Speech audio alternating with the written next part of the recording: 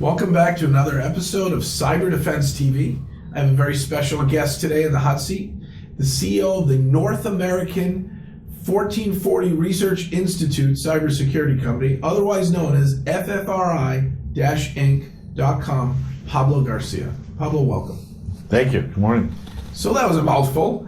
Tell me really, what does FFRI do that's so unique and innovative in the field of cybersecurity? Absolutely. The company was founded in 2007. I originally worked with the founders of the company in Southern California, Liso Viejo, Yuji Yukai, and Ryoji Kanai. They actually went back to Japan. They started FFRI in Tokyo in 2007. So one of the things that we were doing early on was a lot of the predictive and behavioral analytics of stopping the types of malware that were hitting a lot of these companies worldwide.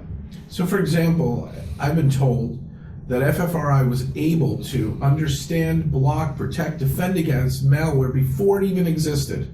For example, Wannacry, which went after a Windows SMB vulnerability to worm its way around computers as ransomware. You guys already knew how to defend against that exploit before Absolutely. It was even developed. Yeah, that was actually really funny because we were just doing our job and blocking it. And I think if you were to look at a lot of the technologies in the industry, there's the pre and post execution.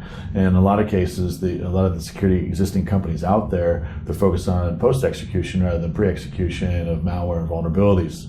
And for us, being a research team, we were looking at that stuff early on. And fortunately for us, that whole Eternal Blue, that was the stolen NSA toolkit, we happened to be blocking that stuff 15 and a half months prior to public disclosure. So hold on a sec. 15 and a half months prior to the shadow brokers stealing that exploit or vulnerability knowledge to get into people's computers and create worms and all that. You guys already knew how to stop that kind of technology. Yeah, and it just happened to be our particular engines that we have in place.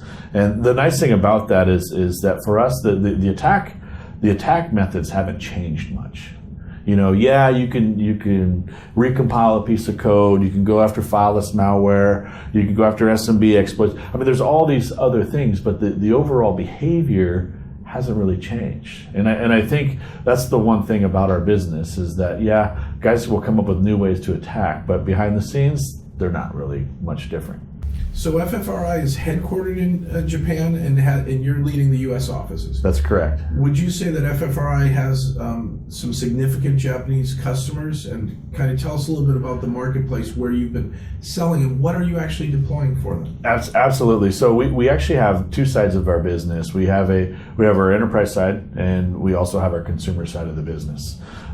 We have a lot of government entities, large enterprises in Japan. We're still heading toward that U.S. market and trying to really lay our claim here in the U.S. market. Obviously, highly competitive space. But I think the one thing is the persistence and the quality and the technology over the course of time. We'll start earning more and more of that stake. Sounds great. And when you say SMB and enterprise, are you saying that you guys are taking it direct, or are you working through channel partners? Both, actually. So we're making that transition to as we bring on more and more channel partners here in North America. As far as we even provide multi-tenant console for MSSPs as well. So I think a lot of it is more of just finding the right partners. Sounds good. Is there anything you'd like to share with our viewers? Anything else you'd like to say?